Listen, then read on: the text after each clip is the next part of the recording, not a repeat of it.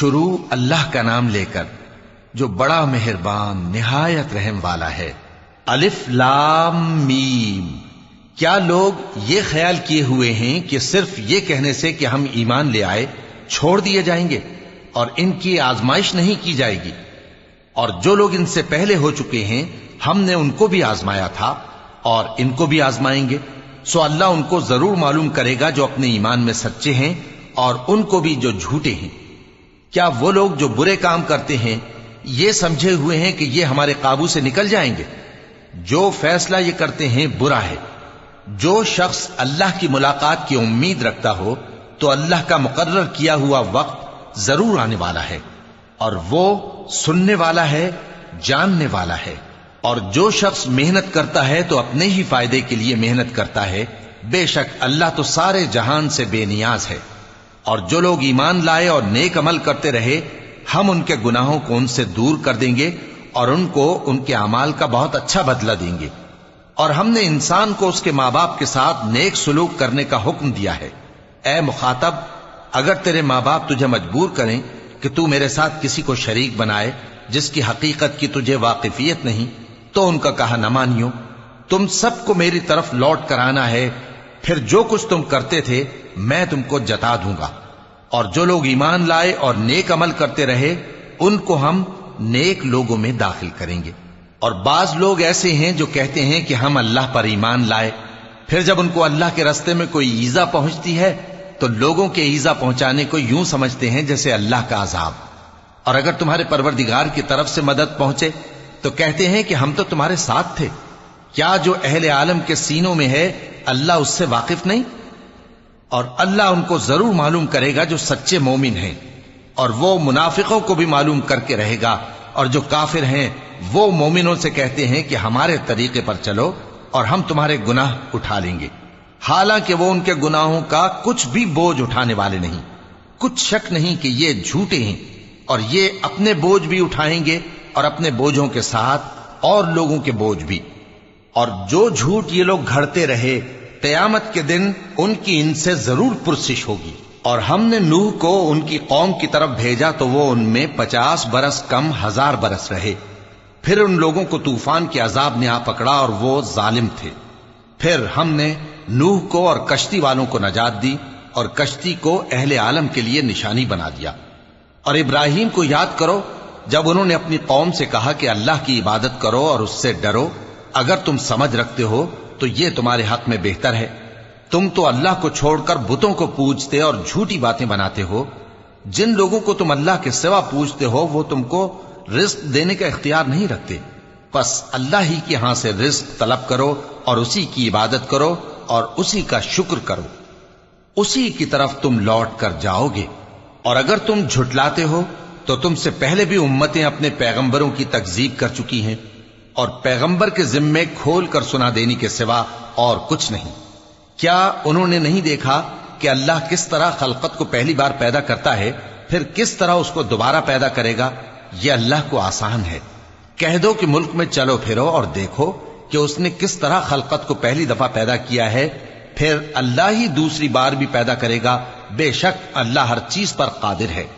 وہ جسے چاہے عذاب دے اور جس پر چاہے رحم کرے، اور اسی کی طرف تم لوٹائے جاؤ گے۔ اور تم اس کو نہ زمین میں عاجز کر سکتے ہو نہ آسمان میں، اور نہ اللہ کے سوا تمہارا کوئی دوست ہے اور نہ مددگار۔ اور جن لوگوں نے اللہ کی آیتوں سے اور اس کے سامنے حاضر ہونے سے انکار کیا وہ میری رحمت سے نا امید ہو گئے ہیں اور ان کو درد دینے والا عذاب ہوگا۔ تو ان کی قوم کے لوگ جواب میں بولے تو یہ بولے کہ اسے مار ڈالو یا جلا دو، مگر اللہ نے ان کو آگ میں جلنے سے بچا لیا۔ جو لوگ ایمان رکھتے ہیں ان کے لیے اس میں نشانیاں ہیں۔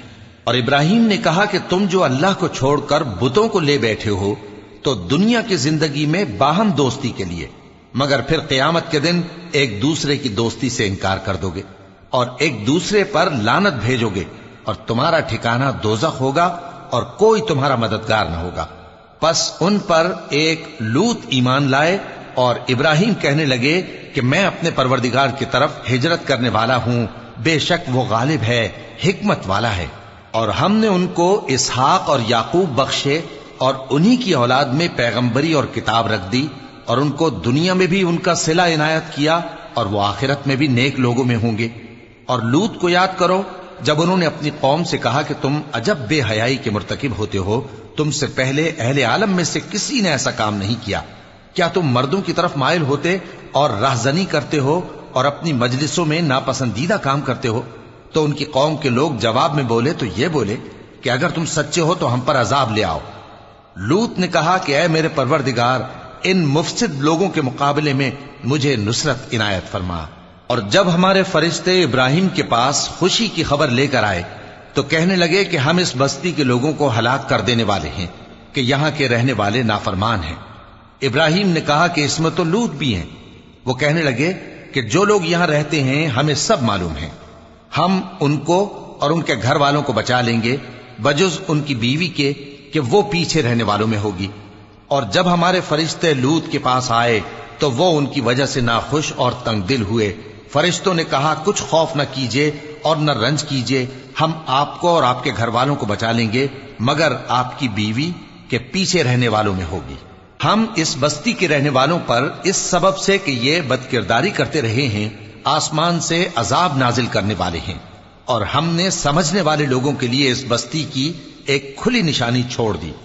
اور مدین کی طرف ان کے بھائی شعیب کو بھیجا تو انہوں نے کہا اے قوم، اللہ کی عبادت کرو اور روز آخر کے آنے کی امید رکھو اور ملک میں فساد نہ مچاؤ، مگر انہوں نے ان کو جھوٹا سمجھا، سو ان کو زلزلے کے عذاب نے آ پکڑا اور وہ اپنے گھروں میں اوندھے پڑے رہ گئے۔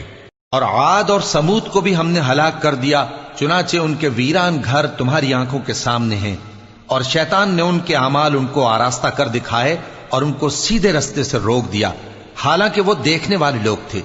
اور قارون اور فرعون اور حامان کو بھی ہلاک کر دیا، اور ان کے پاس موسیٰ کھلی نشانیاں لے کر آئے تو وہ ملک میں مغرور ہو گئے، اور وہ ہمارے قابو سے نکل جانے والے نہ تھے، تو ہم نے سب کو ان کے گناہوں کے سبب پکڑ لیا۔ سو ان میں کچھ تو ایسے تھے جن پر ہم نے پتھروں کا مے برسایا، اور کچھ ایسے تھے جن کو چنگھاڑ نے آ پکڑا، اور کچھ ایسے تھے جن کو ہم نے زمین میں دھسا دیا، اور کچھ ایسے تھے جن کو غرق کر دیا۔ اور اللہ ایسا نہ تھا کہ ان پر ظلم کرتا، لیکن وہی اپنے آپ پر ظلم کرتے تھے۔ جن لوگوں نے اللہ کے سوا اوروں کو کارساز بنا رکھا ہے، ان کی مثال مکڑی کی سی ہے کہ وہ بھی ایک طرح کا گھر بناتی ہے، اور کچھ شک نہیں کہ تمام گھروں سے کمزور مکڑی کا گھر ہے۔ کاش یہ اس بات کو جانتے۔ یہ جس چیز کو اللہ کے سوا پکارتے ہیں خواہ وہ کچھ ہی ہو، اللہ اسے جانتا ہے اور وہ غالب ہے، حکمت والا ہے۔ اور یہ مثالیں ہم لوگوں کے سمجھانے کے لیے بیان کرتے ہیں، اور اسے تو اہل دانش ہی سمجھتے ہیں۔ اللہ نے آسمانوں اور زمین کو حکمت کے ساتھ پیدا کیا ہے، کچھ شک نہیں کہ ایمان والوں کے لیے اس میں نشانی ہے۔ اے نبی، یہ کتاب جو تمہاری طرف وحی کی گئی ہے اس کو پڑھا کرو اور نماز کے پابند رہو۔ کچھ شک نہیں کہ نماز بے حیائی اور بری باتوں سے روکتی ہے، اور اللہ کا ذکر سب سے بڑا ہے، اور جو کچھ تم کرتے ہو اللہ اسے جانتا ہے۔ اور اہل کتاب سے بحث نہ کرو مگر ایسے طریق سے کہ نہایت اچھا ہو۔ ہاں، جو ان میں سے بے انصافی کریں ان کے ساتھ اسی طرح مجادلہ کرو، اور کہہ دو کہ جو کتاب ہم پر اتری اور جو کتابیں تم پر اتری ہم سب پر ایمان رکھتے ہیں، اور ہمارا اور تمہارا معبود ایک ہی ہے، اور ہم اسی کے فرما بردار ہیں۔ اور اسی طرح ہم نے تمہاری طرف کتاب اتاری ہے تو جن لوگوں کو ہم نے کتابیں دی تھیں وہ اس پر ایمان لے آتے ہیں، اور بعض ان مشرک لوگوں میں سے بھی اس پر ایمان لے آتے ہیں، اور ہماری آیتوں سے وہی انکار کرتے ہیں جو ہیں ہی کافر۔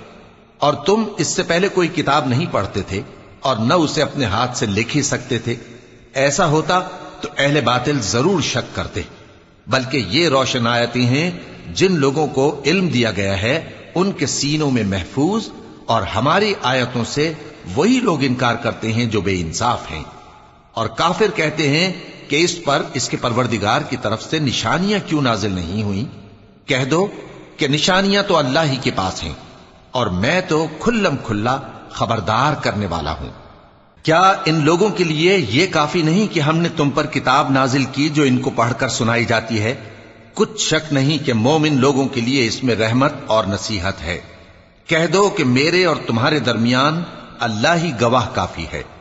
جو چیز آسمانوں اور زمین میں ہے وہ سب کو جانتا ہے، اور جن لوگوں نے باطل کو مانا اور اللہ سے انکار کیا وہی نقصان اٹھانے والے ہیں، اور یہ لوگ تم سے عذاب کے لیے جلدی کر رہے ہیں، اور اگر ایک وقت مقرر نہ ہو چکا ہوتا تو ان پر عذاب آ بھی گیا ہوتا، اور وہ کسی وقت میں ان پر ضرور اچانک آ کر رہے گا اور ان کو معلوم بھی نہ ہوگا۔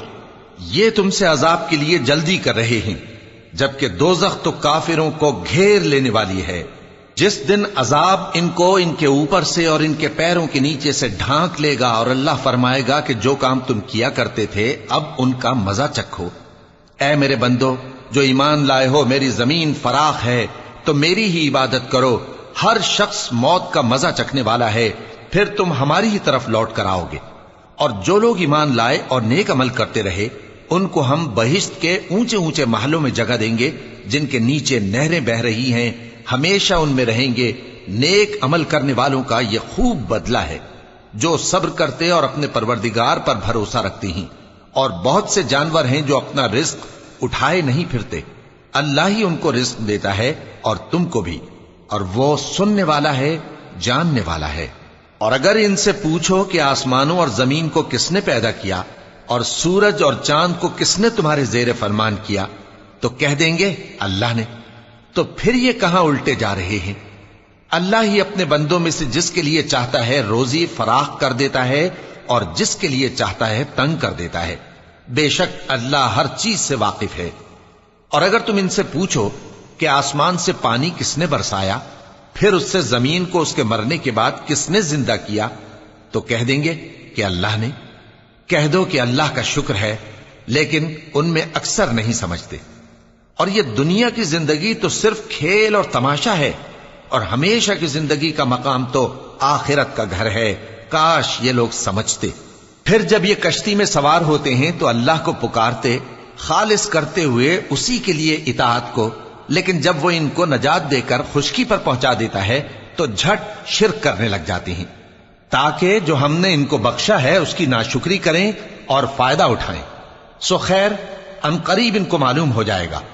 کیا انہوں نے نہیں دیکھا کہ ہم نے حرم کو مقام امن بنایا ہے اور لوگ ان کے گرد و نواح سے اچک لیے جاتے ہیں؟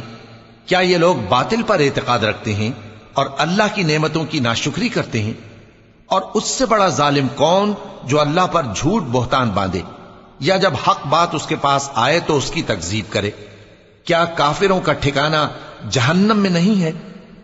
اور جن لوگوں نے ہمارے راستے میں محنت کی ہم ان کو ضرور اپنے رستوں پر چلا دیں گے، اور اللہ تو نیکوکاروں کے ساتھ ہے۔